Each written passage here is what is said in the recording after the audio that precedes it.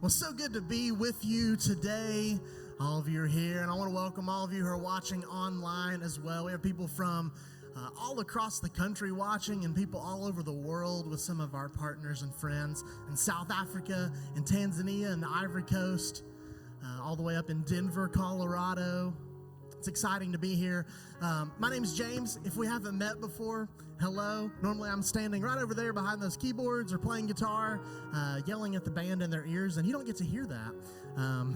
But today you get to hear my voice, so I don't know whether to say sorry or you're welcome. We'll find out right here in a few minutes. This has been a great series walking through the book of James together. I won't be sad when it's over for two reasons. One, James continues to step on my own feet, right? These messages have been hard to hear in some ways because it really is asking us to consider some things. What are we doing with our life? What are we doing with our tongue? What are we doing with what God has given us? And the other reason is because my name is James. And so every time I talk to Pastor Mark, Pastor Dylan, or someone else, and we're like, hey, James said, and it's like, did I say that? Or did the book of James? I'm not saying that we're equal, right? Don't say that, but like it's confusing. So I will be glad when James is over here in a couple weeks. But I wanted to pick up a section today, kind of where Pastor Cameron left off right about a month ago, July 4th weekend. He was talking in James chapter 3 about taming the tongue, and I'm going to pick up a verse after that.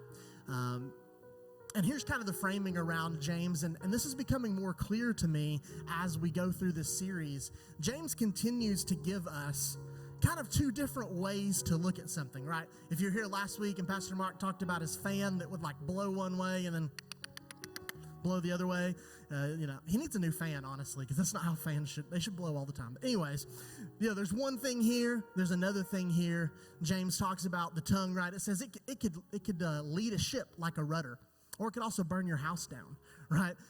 We talk about how there's fig trees and there's olive trees, and they can't grow from the same seed. We talk about faith that's alive versus faith that is dead. It can be one or the other, salt water, fresh water, right? Which one is it going to be? And so I want to give you the title of today's message. This is Planting Peace in Turbulent Times.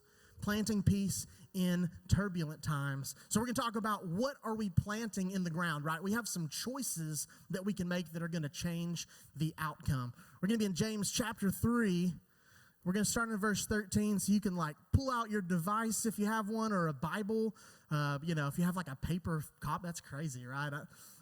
That's on my iPad, so you could just find it. James 3, we're going to start in verse 13, and I'm going to read all these together, and then we're going to pray together. James 3, starting in verse 13. Here we go.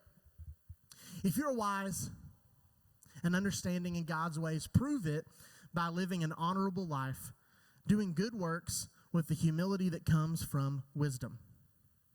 But if you're bitterly jealous and there's selfish ambition in your heart, don't cover up the truth with boasting and lying. For jealousy and selfishness are not God's kind of wisdom. Such things are earthly, unspiritual, and demonic. For wherever there's jealousy and selfish ambition, there you will find disorder and evil of every kind. Verse 17, but wisdom from above is first of all pure, peace-loving, gentle at all times, and willing to yield to others. It's full of mercy and good fruit and good deeds. It shows no favoritism and is always sincere. And here we go, verse 18, and those who are peacemakers will plant seeds of peace, and they'll reap a harvest of righteousness. God, we come to you today and we ask that you would help us to be a people who can plant peace, to be peacemakers and peacekeepers in difficult and turbulent times that we live in. You've still called us to be a people of peace. So be with us over these next few minutes as we dig into your word, as we try to pull something from that we can take with us today. We trust that you'll do that and ask all this in your good name. Amen. So here's a fun fact about me. I have recently gotten really into the musical, now turned Disney Plus movie, Hamilton. Hamilton is about Alexander Hamilton, one of the founding fathers on your $10 bill. If you have one of those, you can look at it. It's him. Hamilton was a play that came out in 2016 and was very popular. And I don't know. If you like musicals, it's good. If you don't like musicals, you might not like it. But it's very good, and I've really gotten into it. I've probably listened to the soundtrack 75 to 100 times. I've memorized a lot of it. I really enjoy it. And maybe in that vein of thinking, I started seeing this passage. And so I want to take a few passes around this idea. And we're going to make it in 3 acts, right? Act 1, Act 2, and Act 3. And hopefully by the end of that third act, we're gonna take a look at these verses about planting peace. And hopefully it'll make more sense. It'll make a deeper meaning. And to make it easy to remember, all the acts start with the letter P. Right? So pray for me, because I don't know why I chose all these P words, because I'm going to get confused, but I'm going to do my best to be clear, okay? There's plenty of notes on the screen. They'll help me as well as they'll help you, okay? So we're going to take this section. So imagine they're right here. We're going to do 3 acts around this idea in some different ways. So Act 1, we're going to call this one Plant, right? And the question would be, what are you putting in the ground? This verse is all about planting. It's all about taking seeds and planting them in the ground and doing something with that. Now, I'm not a farmer. I don't know if you could tell by my farm attire here that I don't really even love being outside unless it's cool outside, which is a problem lately. I did mow my grass yesterday. I didn't like it, right? I'm not good at farming. I'm not good at planting, but I think we can get through this together, okay? So just hang with me. If you are good at farming and you want to offer me some advice later, go for it, okay? But when we think about seeds, the Bible talks about what is inside of us coming out. And when I think about seeds, now I think I'm going to go to Lowe's or to a store and buy some seeds. But back in the biblical times, you couldn't just go to Amazon and order seeds, right? Just I need some seeds, right? Where did seeds come from? They came from a plant or a fruit that was already there, right? The apple grows, there's an apple, there's seeds inside of it. You plant the seeds, you get more apples, right? The seeds come from what is inside of the fruit. And so much like that, the Bible talks about out of our heart, what? The mouth speaks, right? So if you want to know what's in your heart, just think about what you're saying. Again, James talks about that, right? Cameron talked about that a few weeks ago, about the tongue, right? Out of it comes life and death, which doesn't make sense because the tongue doesn't seem very dangerous, right? It's easy to bite it, and it's weird. But it is. I mean, think about it. This thing is weighs, I don't know how much a tongue weighs, but it has the power to burn your house down, is what James is saying. It has the power to kill and destroy. And if you don't believe me, have you ever been on Facebook, right? Which is like the proverbial tongue, right? You don't actually say it, you just tweet it or you just write it. I've seen some rough stuff online from people who claim to follow Jesus. I think we can all feel some of that weight, right? What is on the inside is going to come out. So what am I putting in the ground? And here's the reality. If you don't plant peace, you're not going to reap righteousness, okay? If you don't plant peace, you don't get to reap righteousness. And that's easier said than done, right? And as I read this verse, honestly, I've read James several times throughout the years, and I actually don't ever remember really reading this passage, right? It kind of stuck out to me as we were walking through some of this as a staff in some of our creative meetings. I kind of got stuck up on this passage and really told Pastor Mark, hey, if there's an opportunity, I think we should dig into this a little bit deeper. And so thankfully, he asked me to do that so he could be in Abingdon today at Highlands Fellowship, which I'm so glad that he was able to do and walk through this, because I got stuck on this idea of planting peace. And what does it mean for us to plant peace and reap righteousness? Because I think, if we're being honest, we all want righteousness, right? We're yes, we want righteousness and goodness and good things to come.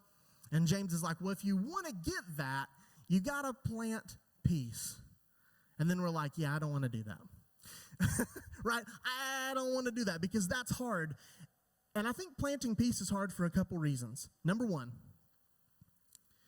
sometimes it's hard to let go of the things that are in your hands. Because when it's just a seed, it's easy to toss it in the ground. But when it's like your life, laying down who you are, trusting God with who you are, that's not easy. It's not easy to do that because the Bible would call that surrender, right? Giving up yourself for something greater. Because if we're going to put it in the ground, it's going to take some time to grow. And sometimes we like to just hold on to it, right? It's like, ooh, this is a nice seed. It's a good seed. You think I'm just going to give it away? I just want to hold on to it. But the potential in the seed isn't the same as the peace that's going to grow and that's going to come from that. Because we can hold on to it, right? You can hold on to that seed. It's going to be the best seed in the whole world, right? You don't even know it's the best seed ever.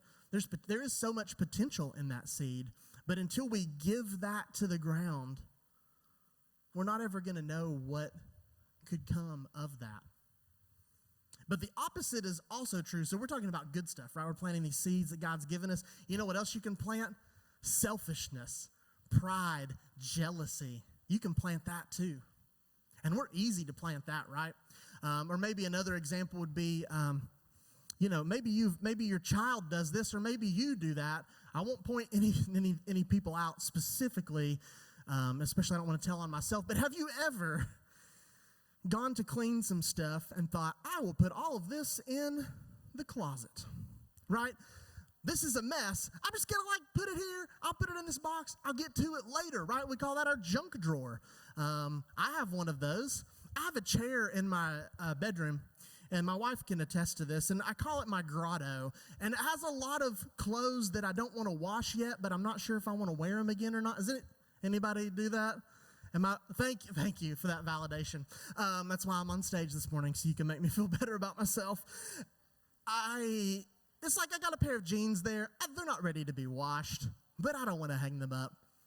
And then every so often I look over and there's a pile of clothes. And then I have to clean it up, right? I was like, I don't want to look at that right now. So I'll just put it in the closet. That'll be fine, right? I got this anger and this selfishness inside of me, and I'm just not going to do anything with it. I'll just bury it, right? But this passage really talks about that, right? Let's go to verse 14, if we remember. Here's what it says. If you are bitterly jealous, there's selfish ambition in your heart. Don't cover up the truth with boasting and lying, right? That'd be like, hey, did you know I cleaned the house? Right? Hey, babe, I cleaned the house. And it looks so clean. Don't look in any of the cabinets. Don't look in any of the drawers. Do not look in the garage. That is dirt, right? But what's appearing here is clean. And that's what James is saying. Hey, don't do that. Don't cover up the truth with lying and boasting. And how often we do that, right? We do it in big ways and we do it in small ways. Here's a small way we do it that turns into a big way. When someone says, hey, man, how are you? And you say, I'm good. How are you, brother? Good. Good. But the reality is, I'm not good, right? I'm not good. I am lying about how I am. Now, who is that to benefit? Well, it's to benefit me, to make myself look better. Because if someone asked me how I was and I lied to them, that's on me, right? I'm covering up the truth with lying. And you may say, well, that's not very big. That's okay, right? It's okay. It's not that big, right? It's not that big. But what happens when you plant things in the ground? They grow. They're going to grow into something else. They're going to grow into something. And the smallest of seed can grow into something really, really big. And James uses a word here that is really interesting. It's selfish ambition.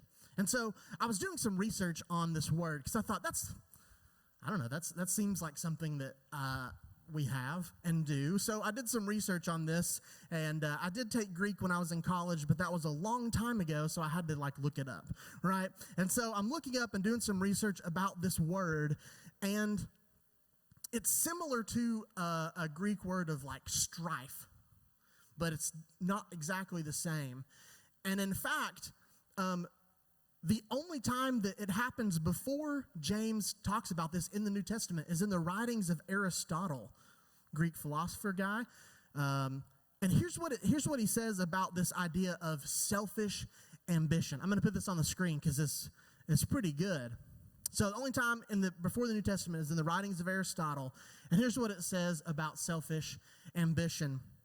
The narrow partisan zeal of factional and greedy politicians, someone who prides themselves on their wisdom and understanding, are displaying a jealous and bitter partisanship that is the antithesis to the meekness produced by true wisdom. And I read that and I was like, man, I wish there was some examples in our world that would display this, right? Oh, snap. That's the world we live in, a narrow partisan zeal. Now, before you start emailing me, honestly, you'll probably email Mark, and that's fine, right? Before you say, you're talking about my political party? Yeah. And then people are like, you talking about my political party? Yeah. Well, I'm not in those parties. I'm in another party. Well, I'm talking to you too, right? I'm talking to all of us. And here's what happens, right? And here's what kind of unlocked this whole passage for me. You can be wise and use that wisdom to hurt people. See, we think about wisdom and we're like, wisdom is good, right? The Bible talks about that. Proverbs full of wisdom. Who has wisdom? Who can attain this? It's a good thing. Yes. And here's what we get to do with that wisdom. We get to choose how it comes out. And again, we're talking about those two options, right? Mark's broken fan. And here's the two choices. Wisdom, you can plant peace and you can reap righteousness. Or you can plant selfishness and reap division. And if you want to know which one's coming up, maybe just look around and see what is growing. Oh, I didn't reap division. Is there strife in your relationships? Do you use people for selfish gain? Oh, but I just know better. I can just help them. Right? We say that. I say again, James is stepping on my toes. I'm mad at him too, okay? So don't get mad at me, get mad at him. I'm with you, right? I'm admitting this in front of you as well. I start thinking about choices that I make in my life. Is that for the good of the community? Because peace, that word, is used a lot in the Old Testament too. And it's this idea of shalom. And shalom is only shalom when it's good for the whole community. When it's just good for me, that's selfish ambition. When it's just good for me, that's not peace. That's personal. And so I read that and I thought, well, that does make sense, doesn't it, right? So is our soil humble? Is it ready to plant peace? Or are we covering up the truth with lying and boasting? It's not that bad. It's not that bad. To go back to what I said just a second ago about people asking you how you were, in this season of life, I started trying something else because I'm struggling like all of you, right? We're in a pandemic. We're in the middle of a lot of unrest in our country and our world. Things are crazy. There was an earthquake this morning. What? We're here practicing this song, Rattle, talking about, dry bones hearing the word of the Lord, and there's an earthquake, right? That's crazy. I don't know. Things are weird right now, and I'm not doing okay. My kids go to school in my living room. Enough, right? I don't have to say anymore. I also work in my living room. I have this beautiful office at the Abingdon campus that I can go to, and I can't even go there because it's a pandemic. And you know what's at my office? 400 bats. I'm not even joking. Our office is full of bats. We just found that out. So even if I wanted to go there, I don't want to go there. I don't want to. I almost put a picture on the screen, but I won't show you. There are literally hundreds of bats in the attic in our office.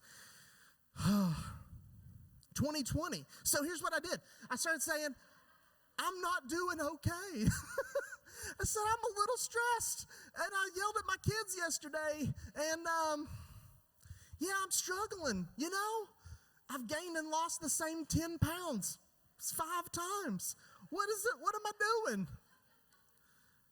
And some people, and here's what happens though, because when you're honest, you do open yourself up for criticism. And some people said, man, me too. Me too.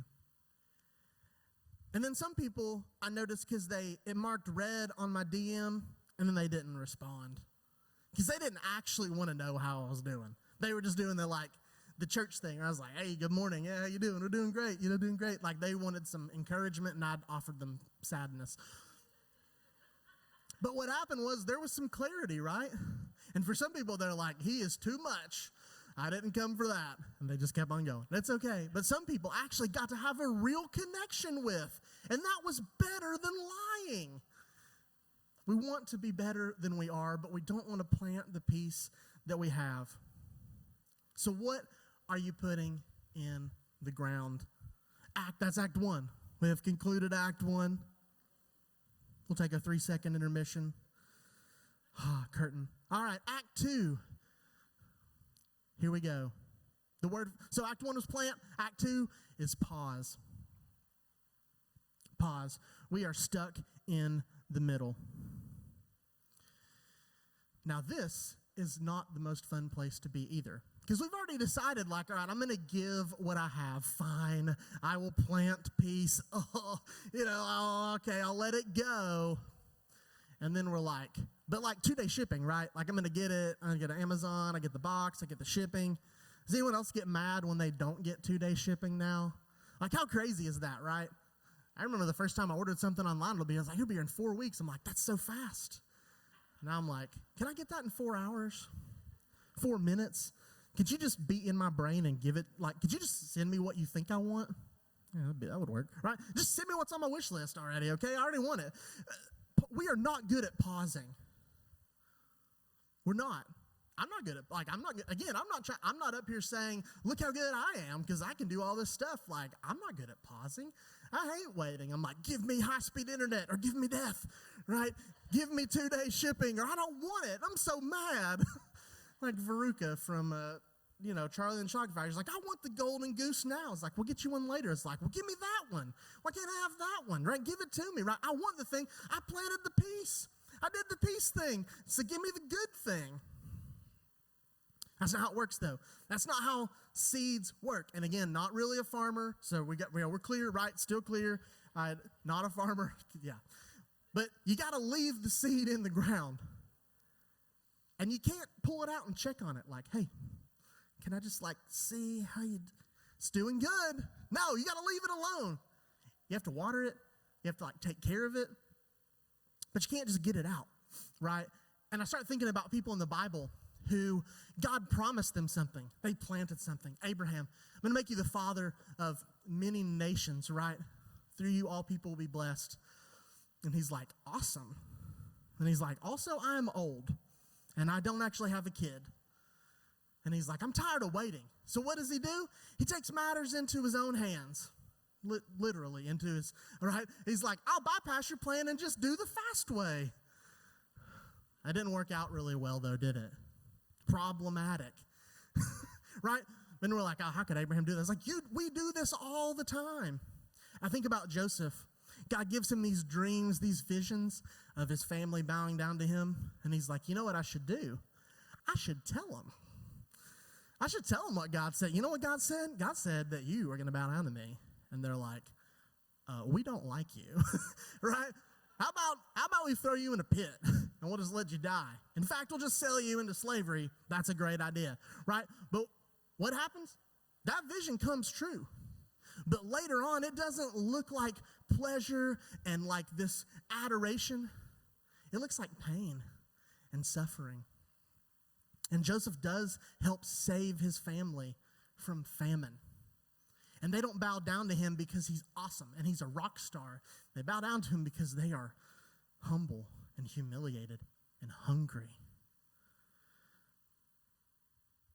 But Joseph has a lot of life change that happens throughout that time, right? There's some pauses in his life. Literally, he is thrown in prison for a while, and people forget about him, right? Hey, remember me? And they're like, yeah, man, we got you. They didn't remember him, right? That's the same thing. Hey, man, would you remember me? You know I will. Hey, would you pray for me? Man, you got it, bro. You don't, right? And we don't. And we leave Joseph in prison, right? We leave our friends hanging because we didn't actually mean we were going to pray for them. We didn't mean that we were going to do that because we don't like to wait. But here's the truth about this, is that there is no payoff without the pause. We want the payoff. We just don't want to pause. We don't want to wait. And sometimes God just says, wait, right? We're talking about Hamilton a minute ago, right? There's a guy in there named Aaron Burr. Spoiler alert, he shoots Alexander Hamilton. But they tell you that in the very beginning of the play. And if you've ever read history, then you would know. He gets shot in a duel. But Aaron Burr has this song in the musical Hamilton called Wait For It. And he talks about how he's willing to wait for it. He's had all these difficulties as a child. He is an orphan. His parents have died. Hamilton's parents have died. But Hamilton wants to run so fast after everything. And Burr says, I'm willing to wait for it. I'm willing to wait for my opportunity. I'm willing to wait for it. But waiting doesn't just mean that I'm going to sit and not do anything, right? That's what I think, yeah, I'll wait for it. Just go sit on the couch. God, see you later, right? Because waiting, it's like an active thing to wait. So let's go back to the seed thing again. If I'm planting seeds, what's beautiful is it rains. That's awesome, right?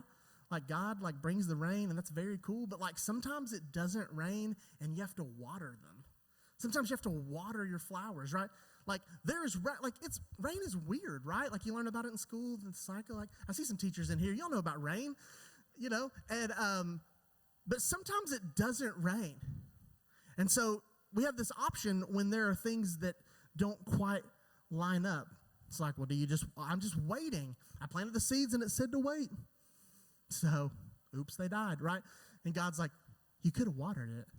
Uh-oh. Right? So, let's not pull that out of the ground prematurely, but let's also care about people. We could say this in this way, let's promote peace. Right? So if we're going to plant peace, that's what's in our heart, right? We're going to let God do a work. But while that work is happening, we could promote peace. We could share peace with other people. We could be a people of peace for the good of our community. We could also practice that peace. I think about so many stories in the Bible of this. We're here, but we weren't where we used to be, but we're not at the thing yet. Think about the disciples in the boat. Jesus says, we're going to go to the other side. That's what he says.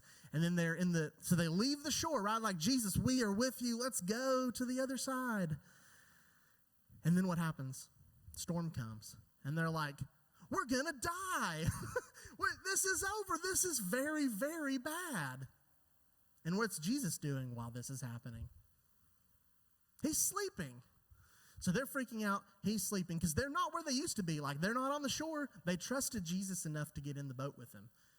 But then there's this middle, right? There's this thing, and we're not here. Jesus said we're going to the other side, right? He already promised them where they were going to go. But they're stuck in the middle of this moment. So in that moment, we get to practice peace, right? In those difficult moments in your life, you get to practice peace. Righteousness may not be here yet, but you could still practice, right? And I'm telling this to myself too, right? Again, I'm telling on myself here as well, lest you feel like I'm pointing you out, because I'm really not. I'm telling myself I could practice peace. It's there's a lot of bad stuff in the world right now. It's really in front of us, right? But I could practice peace. Well, it's not here yet. One day God's going to make all things right.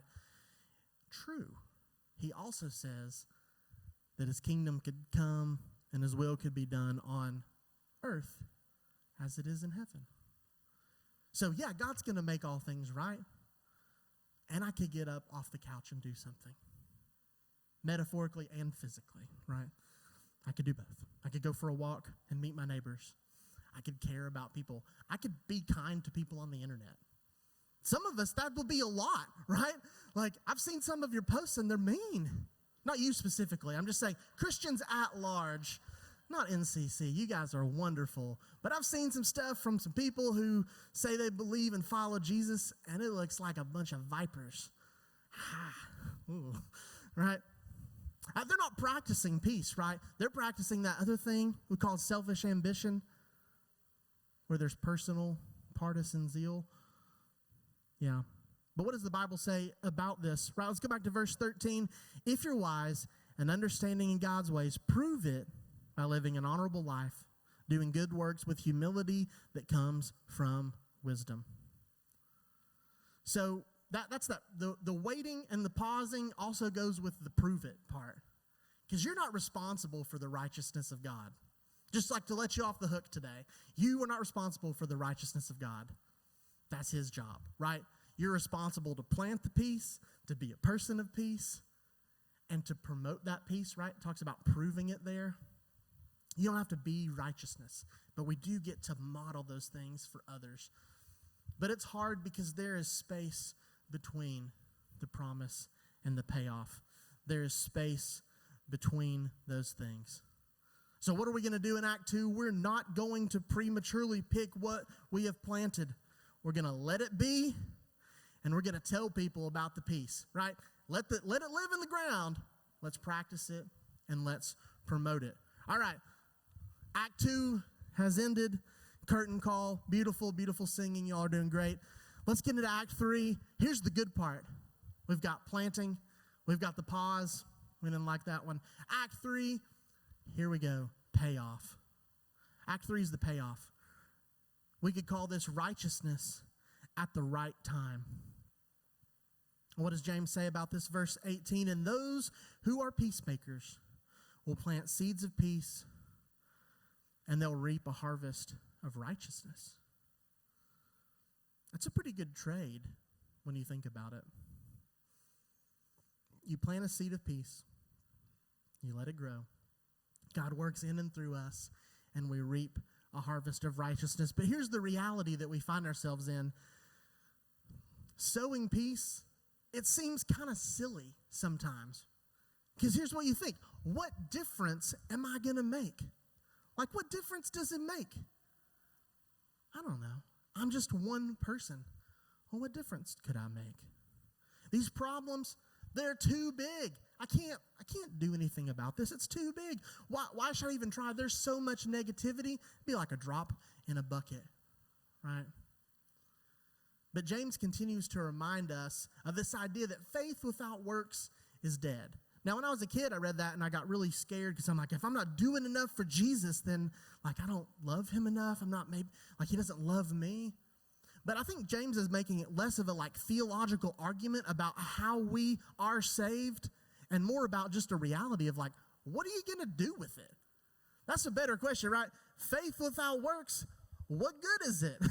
Right? If it, like you have this seed, it's potential, it's beautiful, it's the most beautiful seed you've ever seen. Are you going to do anything with it? No, just going to put it in my pocket. I'll just hold on to it. Like, okay. Like, there's potential, right? God's done a work in your life? Yeah, you got that. You got it. You got it. But, like, what are you going to do with it? Nothing. That's what James said. Faith without works is just dead. It's just a reality. So, what are we going to do with the faith that God has given us? What are we going to do with that potential of peace?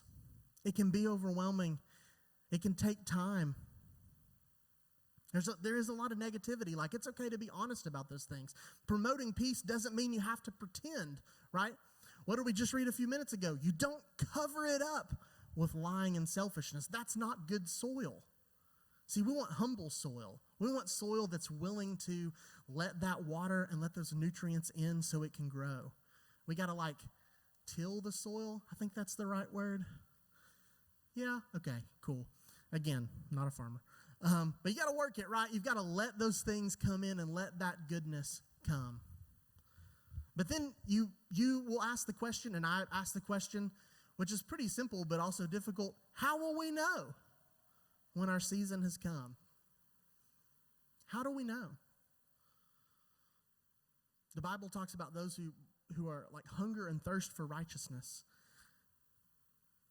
And maybe there's some stuff recently that's happened that you're like, I want that.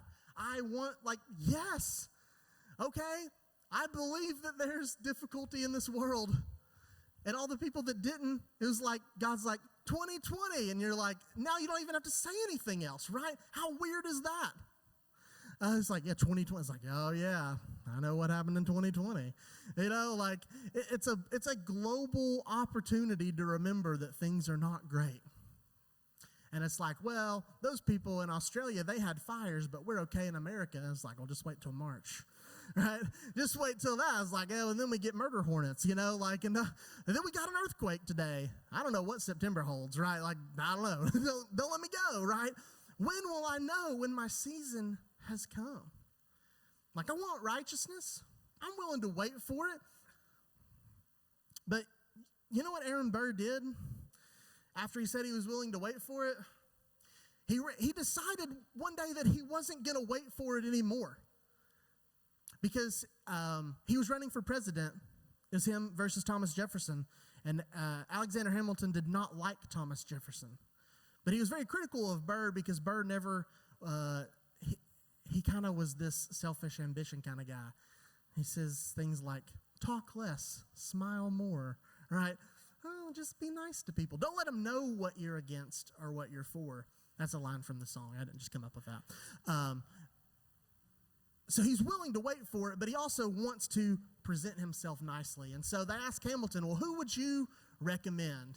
Jefferson? You hate him. Or Burr? He's kind of your friend, right? He's like your frenemy. And he's like, well, I don't agree with Jefferson, but at least he has some ideals. And Burr doesn't have any, so I would vote for Jefferson. And Burr loses the election. And then he doesn't get to become vice president because they changed the rules. Because that used to be how it worked, right? The vice president was the one who got second place. Anyways, different times. And so he says, let's do a duel, right? And so instead of being willing to wait for it, he's like, my time is done. I need it now.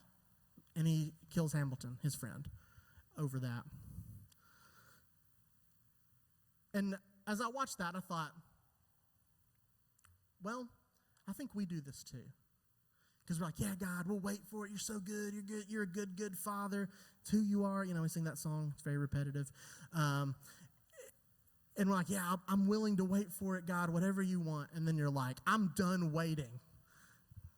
But you're not ever going to win in the duel with God, right? Like, he's like, okay, right? Righteousness may take a long time. And here's the reality is that we are reaping the things that other people before us have sown. Because it takes a while for the thing to grow. It might take generations for the thing to grow. And you can look at that one of two ways, right? In a very James fashion. You can say, well, that's going to take a long time, and that's too long. Or you can say, man, something good's going to come from that time. Something good's going to come from that time. And so what would it even look like? Well, I found this passage in Micah chapter 4 that I think might show a little bit what it might look like. Micah 4, verses 3 and 4. Here's what Micah says. It says, they will hammer their swords into plowshares and their spears into pruning hooks.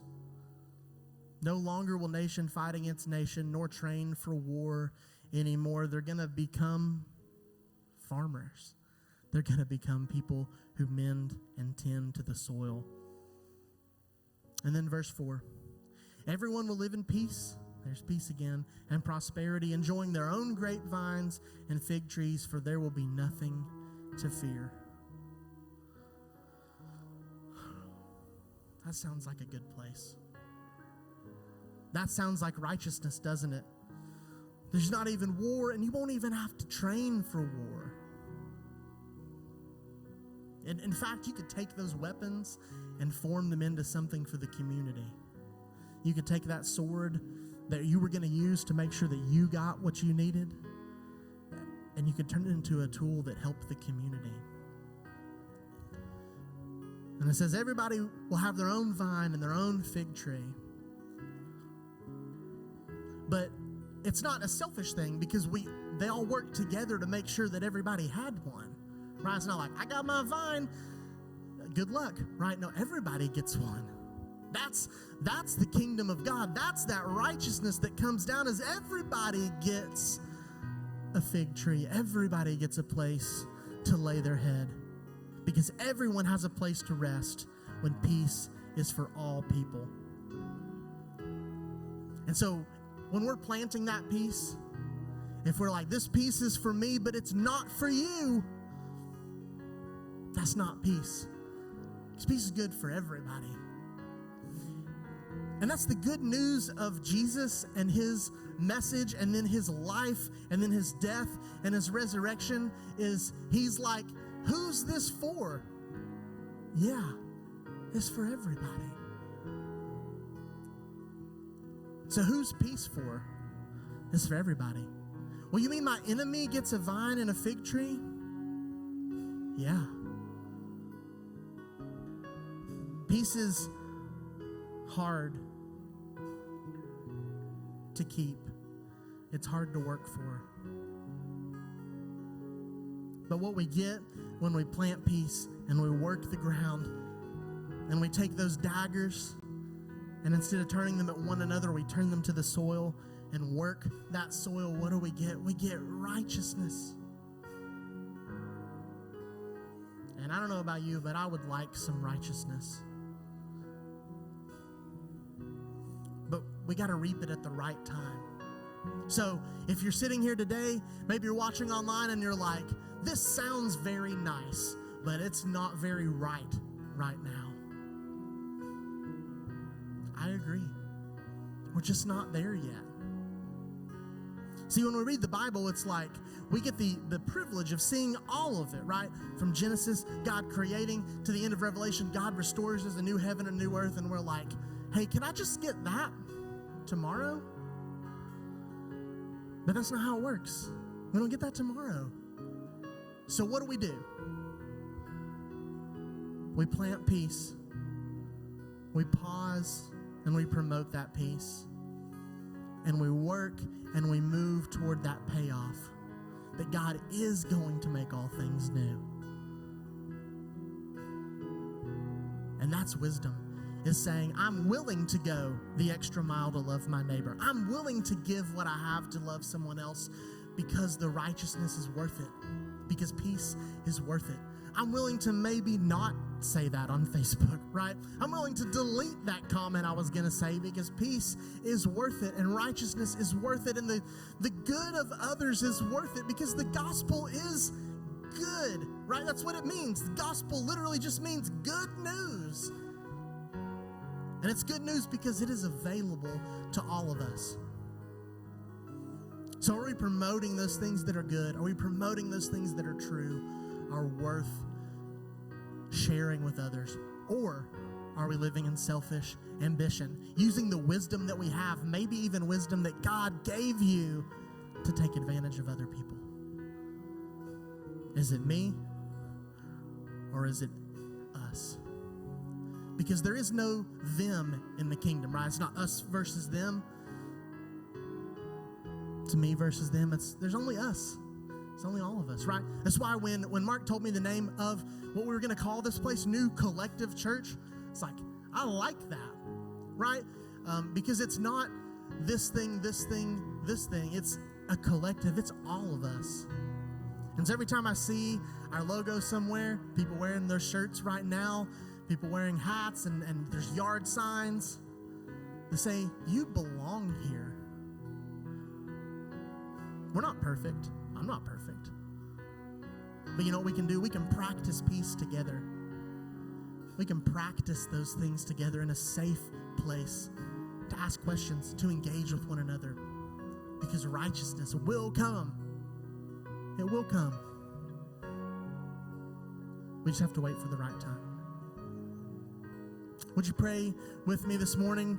If you're watching online as well, maybe pray with us. If you're driving, don't close your eyes. Please do not do that. But maybe you're here this morning and you're like, yeah, that sounds good. Planting peace, that sounds really nice. I should probably do that. But there's no peace in my life. Like, there's no peace, and I'm feeling in like this mayhem of life And maybe you need some peace this morning. Maybe that's because you have never experienced the peace of God in your life. And maybe this morning you just are like, I need to take a step toward peace. And here's the beautiful thing about the gospel is that if you take a step toward peace, there is a God who's going to meet you with his presence. And in his presence, there is fullness, there is love. We sang just a few minutes ago, I'm available. You can have it all. Maybe you need to give that this morning to God and say something like this: God, I know that I'm not capable of reaping righteousness on my own, but I believe that you're good. I believe your word, your life, who you are is good. God, I want that peace in my life. I want to experience that goodness and wholeness. I want to reap righteousness. And if that's you this morning, I would just love to invite you in a moment of honesty and transparency and just being upfront with God to just raise your hand in just a second to say, yeah, that's me. I need that peace in my life. And so if that's you, if God's moving in your life and he's drawing you to himself saying, come and find rest and find peace and stop striving, if that's you, would you just lift your hand when I count to 3? 1, 2, 3. Is that you this morning? If you're watching online, you can click a button that says raise your hand. Is that you? Do you need peace this morning from God? But peace is not just something we get once. And so for all of the rest of us in this room and watching wherever you are watching this today, there is peace that you can have in your life. And we can be reminded of that today. Even when it's not done, God's not done working with us, right? So even when we don't see it and we don't feel it, he's still working. He's still God. Well, I haven't had the righteousness yet. It's like, it's not time. But he's still good, and he's still good, and he's still good. And so could we just stand?